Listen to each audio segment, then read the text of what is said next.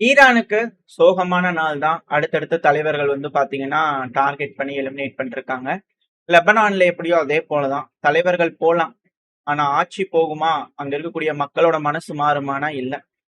அ அ நெறைய நபர்கள், பல தலைவர்கள வந்து பாத்தீங்கன்னா, இஸ்ரேலும் சரி, அமெரிக்காவும் சரி, பல நபர்கள் எலிமினேட் பண்ணாங்க. லெபனான்லயும் சரி, அடுத்தடுத்த கமாண்டர்ஸ் அப்படிங்கிறது போல. ஆனா இப்ப வரைக்கும் மிசைல் லான்ச் அவங்களால தடுக்க முடிஞ்சுச்சானா இல்ல. அதே போல தான் ஈரான்லயும் எத்தன தலைவர்கள் போனாலும், அவங்களோட இருப்பு அப்படிங்கிறத அவங்க உறுதி செய்வாங்க அப்படிங்கிறதுல மாற்று கருத்து இல்ல. பார்ப்போம். அலி லர்ஜானி அவர்களோட மரணம், ஈரானோட சுப்ரீம் கவுன்சிலோட செக்ரட்டரி அவர் இறந்திருக்காரு. அத கன்ஃபார்ம் பண்ணியிருக்கிறாங்க Iran. At the same time கோலம் ரெஸா சுலைமானி அவர்கள் பஸ்ஜி ஃபோர்ஸோட கமாண்டர். ஸோ அவரும் இறந்திருக்கிறாரு அப்படிங்கிற உள்ள விஷயங்கள்.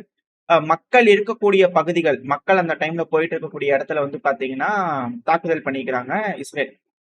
மக்களும் பாதிப்படைஞ்சிருக்காங்க. 2வது அங்க இருக்கக்கூடிய பில்டிங் எந்த அளவுக்கு சேதமாயிருக்கு, அசாசினேஷன் பண்ண அந்த பில்டிங் வந்து பார்த்தீங்கன்னா, எந்த அளவுக்கு சேதமாயிருக்கு அப்படிங்கிற இமேஜஸ்லாம் வந்திருக்கு. ஸோ துல்லியமா தாக்குதல்கள் அவங்க செஞ்சிருக்காங்க. சில பல இன்டெல் தகவல்கள் அவங்களுக்கு கிடைச்சிருக்கு. ஆனா பேஸஸ் எங்க இருக்கு, இந்த பங்கர்ஸ் எங்க இருக்கு அப்படிங்கிற விஷயங்கள் அவங்களுக்கு தெரியுதான்னு கேட்டீங்கன்னா, இல்ல. நிலத்துல அங்கேயும் இங்கேயும் ஏதோ 2, 3 இருக்கிறது வந்து பார்த்தீங்கன்னா, இது போல அடிச்சிட்டு இருக்காங்க. இன்டெலிஜென்ஸ் டேட்டாவை யூஸ் பண்ணி இது போல தலைவர்கள் அசாசினேட் பண்ணிருக்காங்க. இருந்தாலும் அடுத்தடுத்த நபர்கள் வருவாங்க அப்படிங்கிறதுல மாற்று கருத்து இல்ல. அதுவும் நெத்தனியாகு அவர்களும் சரி, இஸ்ரேல் காட்ஸ் அவர்களும் சரி, டைரக்டா ஒரு மிலிட்டரி ஆர்டர் குடுத்திருக்காங்க. டார்கெட்டட் அசாசினேஷன் சீனியர் ஆஃபீஷியல்ஸ்லாம் வந்து பார்த்தீங்கன்னா, ஹிஸ்புல்லாவா இருக்கட்டும், ஈரானா இருக்கட்டும், அசாசினேட் பண்ணும். உங்களுக்கு இம்மீடியட்டா கிடைச்சிருச்சு அப்படின்னா, எதுக்கும் நீங்க கேட்காதீங்க. இம்மீடியட்டா அத எக்ஸிக்யூட் பண்ணிருங்க. அப்ரூவல்லாம் வேண்டியதே இல்ல. பொலிட்டிக்கல் அப்ரூவல்லாம் வேணாம். நீங்க பாட்டுக்கு செஞ்சுக்கோங்க அப்படிங்கிற போல ஃபுல் பவர வந்து பார்த்தீங்கன்னா, ராணுவத்துக்கு குடுத்திருக்காங்க. இது இது எப்படின்னா, மக்கள் அந்த பகுதியில இருந்தாலும் யோசிக்காம அடிப்பாங்க. ஸோ அதுதான் வந்து பார்த்தீங்கன்னா, ராணுவத்துக்கு ஃபுல் பவர் குடுக்குறது. மக்கள பத்தி அவங்க யோசிக்க மாட்டாங்க. கொலாட்ரல் டேமேஜ் அப்படிங்கிற போயிருவாங்க. ஸோ இது போல சிக்கல்கள் இருக்கனால உயிரிழப்புகள் அப்படிங்கிறது இதுக்கு மேல ரொம்ப அதிக அளவுல இருக்கும் அப்படிங்கிற மாற்று கருத்து இல்ல. சும்மா உங்களுக்கு கிண்டல் தகவல், இந்த பில்டிங்ல இருக்காங்க, அந்த பில்டிங்ல இருக்காங்கன்னா தெரிஞ்சுச்சுன்னா உடனே எந்த ஒரு முன்னறிவிப்பும் இல்லாம வந்து பார்த்தீங்கன்னா அடிச்சிருவாங்க. ஸோ ஏகப்பட்ட உயிரிழப்புகள் போகும் அப்படிங்கிறது தான் இதுல இருக்கக்கூடிய விஷயம். இப்ப பார்ப்போம். ஏன் அப்படின்னா, எந்த அளவுக்கு வெறி புடிச்சிருச்சு அமெரிக்காவுக்கு. ஏன்னா நாட்டோ நாடுகள்லாம் உதவுறதுக்கு வரல. எந்த அளவுக்கு வெறி புடிச்சிருச்சு அப்படின்னா, அமெரிக்கா 5000 பவுண்ட் இருக்கக்கூடிய ஃபாப் 3000லாம் சொல்லுவோம் இல்லையா? ஸோ இது வந்து 5000. ஸோ அந்த குண்ட வந்து பார்த்தீங்கன்னா, பங்கர் பஸ்டர் குண்ட வந்து ஸ்ட்ரைட் ஆஃப் ஹார்மோஸ் ஈரானோட பகுதியில வந்து பண்ண போட்டிருக்காங்க. ஸோ அங்க பங்கர் எங்க இருந்தாலும் வந்து பண்ண இதனால சேதமடையும் அப்படிங்கிற போல பிளைண்டா வந்து பார்த்தீங்கன்னா, இது போல குண்டுகள போட்டிருக்காங்க. ஃபுல்லா அந்த இடத்துல வந்து பண்ண தூவி விடுறது தான். அந்த ஏதோ ஒரு குண்டு போய் விழுந்து சேதமாயிரும் தானே அப்படிங்கிறது போல.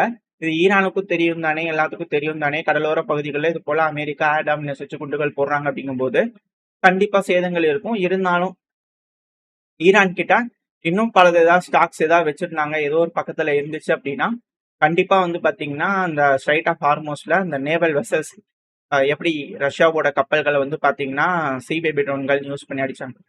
ஸோ அது போல நியர்பை வந்து நின்றுச்சு அமெரிக்கா அப்படின்னா, கண்டிப்பா அவங்க அடிச்சாங்க அப்படின்னா, மிக பெரும் இழப்புகள் இருக்கும்.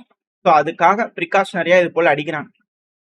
இந்த ஆன்டி ஷிப் க்ரூஸ் மிசைல்ஸ் இதெல்லாம் சேவ் பண்ணி வச்சிருப்பாங்க இல்லையா? ஸோ அதெல்லாம் வந்து பார்த்தீங்கன்னா, இன்டர்நேஷனல் ஷிப்பிங்க்கு ரிஸ்கா இருக்கு. அத விலக்குறோம் அப்படிங்கிறது போல அமெரிக்க தரப்புன்னு சொல்லிட்டு வந்து பார்த்தீங்கன்னா, அட்டாக் போட்டிருந்துருக்காங்க. மேப் ரிலீஸ் பண்ணிக்கிறாங்க. ரேண்டமா போட்டிருக்காங்க. துல்லியமா போடல. பட் இதோட ரிசல்ட் என்ன, ஈல்ட் என்ன அப்படிங்கிறது இதுக்கப்புறம் அமெரிக்கா அங்க வந்தா தான் தெரியும். அந்த பகுதியில வந்து பார்த்தீங்கன்னா, இருக்கக்கூடிய அந்த நேவல் வெசல்கள், சர்ஃபேஸ் வெசல்கள், ட்ரோன்கள் வந்து பார்த்தீங்கன்னா அடிச்சதுனா தான், எந்த அளவுக்கு இதோட எஃபெக்ட் இருக்கு அப்படிங்கிறது தெரியும். இப்ப எஸ்கலேஷன் அப்படிங்கிறது உச்சகட்டத்துல இருக்கு.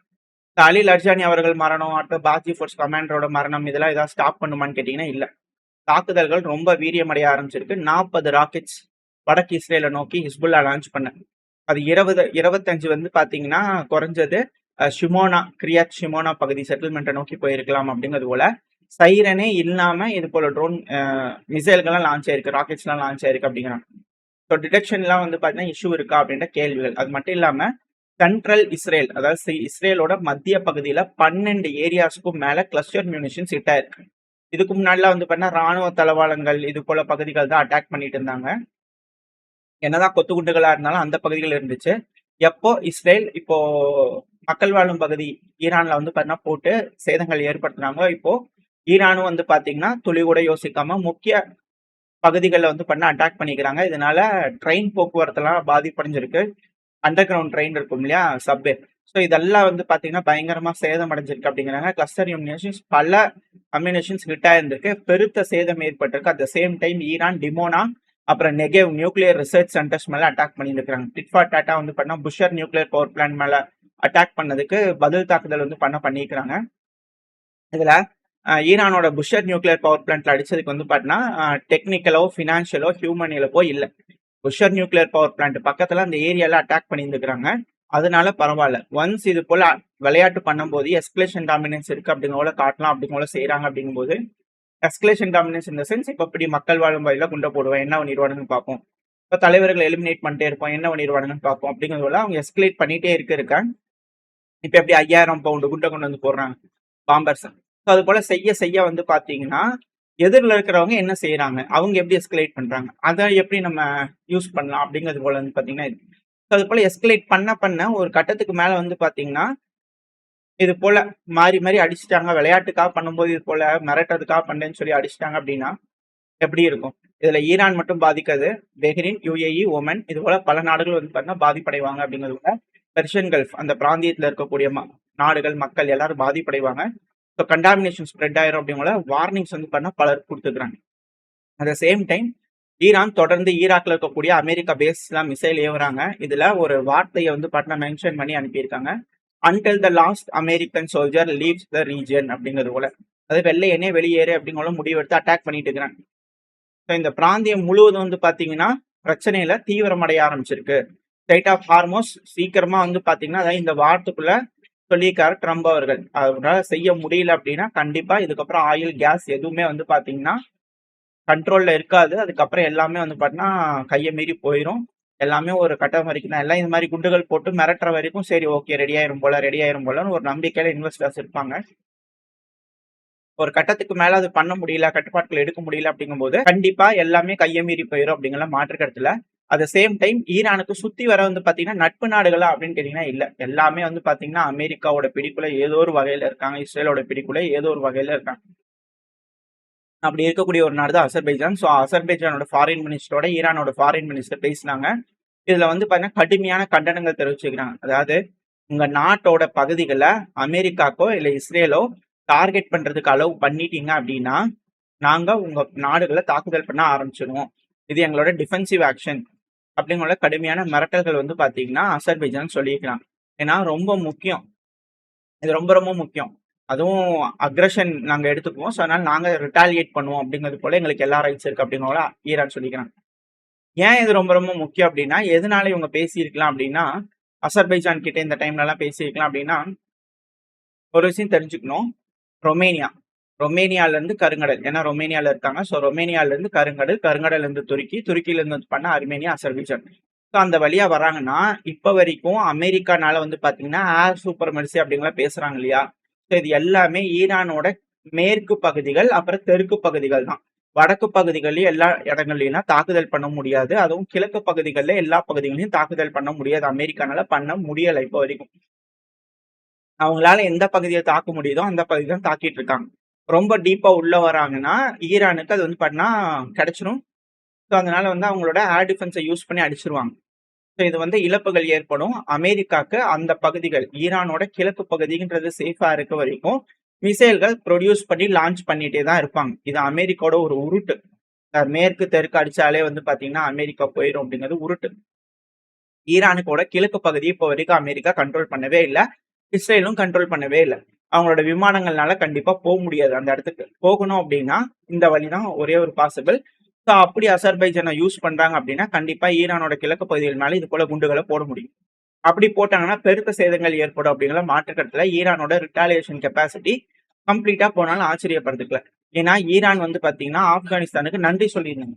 ஆப்கானிஸ்தான்ல பேக்ராம் பேஸ் இருந்துச்சு. ட்ரம்ப் அவர்கள் என்ன கேட்டாரு, எங்களுக்கு அந்த பேஸை கொடுங்கன்னு கேட்டுட்டு இருந்தாரு. ஆனா தாலிபான் என்ன சொன்னாங்க, அதெல்லாம் முடியாது, வந்தீங்கன்னா அடிப்போம் அப்படிங்கிற சொல்லிட்டு இருந்தாங்க.